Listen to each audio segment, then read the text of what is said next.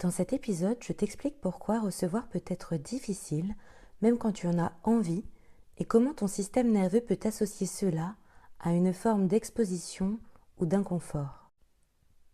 Recevoir, sur le papier, ça semble simple. Recevoir de l'amour, de l'attention, de l'aide, des compliments. Et pourtant, quand ça arrive vraiment, quelque chose se crispe. Tu minimises, tu refuses, tu détournes, peut-être que tu compenses immédiatement.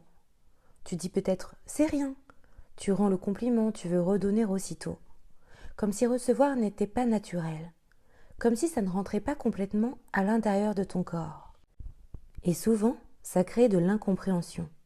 Tu te dis « j'en ai envie », mais quand ça arrive, ça bloque. En réalité, ce n'est pas un problème de désir. C'est un problème de sécurité et de tolérance interne. Ton système nerveux ne fonctionne pas à partir de ce que tu veux consciemment. Il fonctionne à partir de ce qui est familier, prévisible et tolérable pour lui. Et recevoir, contrairement à ce qu'on imagine, n'est pas neutre pour le système. C'est une expérience relationnelle qui active plusieurs circuits à la fois.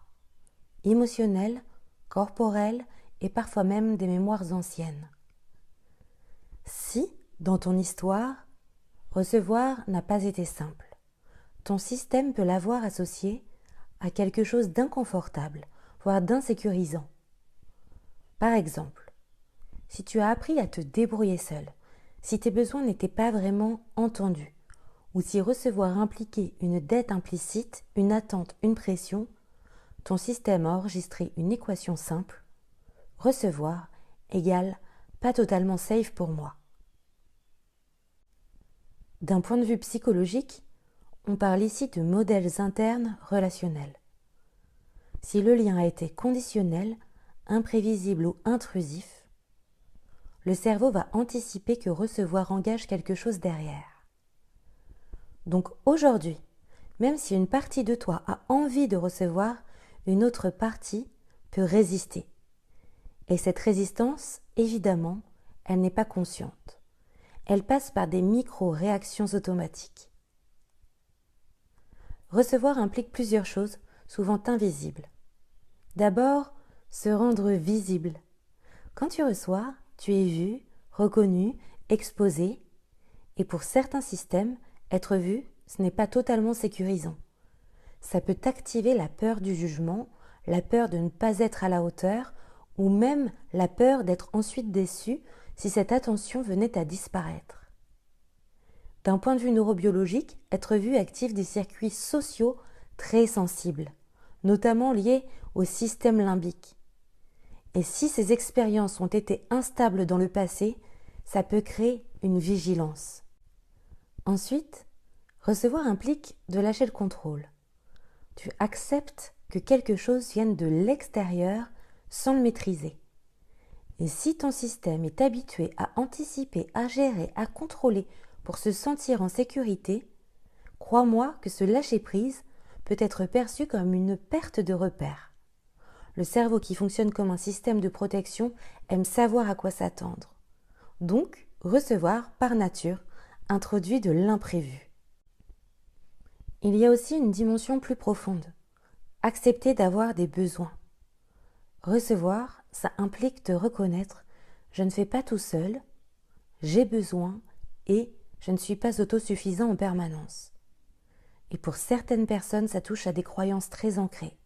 Je dois me débrouiller, je ne dois pas déranger, mes besoins ne sont pas prioritaires.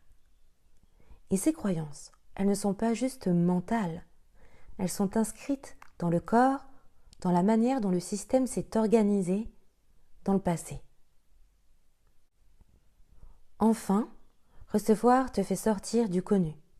Donc, si tu es habitué à donner, à faire, à gérer, à être dans l'action, recevoir devient une expérience nouvelle. Et pour le système nerveux, le nouveau est souvent interprété comme incertain, donc potentiellement risqué, même si c'est positif. C'est pour ça que ça peut se manifester de manière très concrète. Tu refuses de l'aide, tu dis c'est rien quand on te complimente, tu rends immédiatement ce qu'on essaye de te donner ou tu te sens redevable. Parfois, aussi de manière plus subtile, tu attires peu de choses ou tu ne les laisses pas vraiment entrer dans ta vie. Parce que ton système ne les intègre pas pleinement. Il ne sait pas les digérer. Il y a aussi un phénomène intéressant en neurosciences, c'est que pour que quelque chose soit intégré, il doit être toléré suffisamment longtemps dans le système. Donc, si tu rejettes trop vite un compliment par exemple, ton système n'a pas le temps de créer une nouvelle référence positive. Il revient immédiatement à ce qu'il connaît déjà. Le vrai travail n'est donc pas de te forcer à recevoir, parce que forcer crée souvent encore plus de tension. Le travail est plutôt d'élargir ta capacité à tolérer. À tolérer quoi ? Eh bien, un compliment sans le repousser, une aide sans te précipiter pour rendre, une attention sans la minimiser, même quelques secondes de plus. Par exemple, dire merci, simplement, et ne rien ajouter. Laisser le silence. Observer ce que ça fait dans ton corps. Peut-être un inconfort, une gêne, une envie de corriger, mais l'idée est de rester avec ça, juste un peu, dans la limite du tolérable pour toi. C'est comme ça que ton système apprend, par micro-expériences répétées.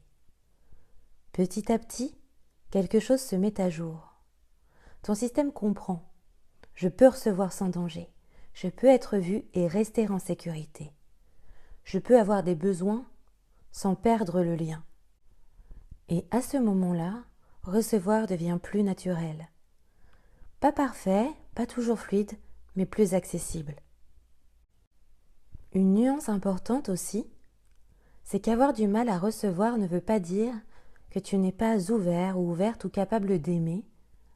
Très souvent, ce sont justement les personnes qui donnent beaucoup qui ont le plus de difficultés à recevoir. Parce que leur système s'est construit autour du rôle de celui ou de celle qui gère, qui porte, qui offre. Ce qu'il faut retenir, c'est que tu n'as pas du mal à recevoir parce que tu ne le mérites pas. Tu as du mal à recevoir parce que ton système n'y est pas encore habitué. Et comme tout ce qui est lié au système nerveux, cela s'apprend, cela se régule et ça évolue. Jamais en te forçant, mais en te laissant progressivement vivre une autre expérience. Une expérience où recevoir n'est plus une tension, mais quelque chose que ton corps peut enfin tolérer et intégrer.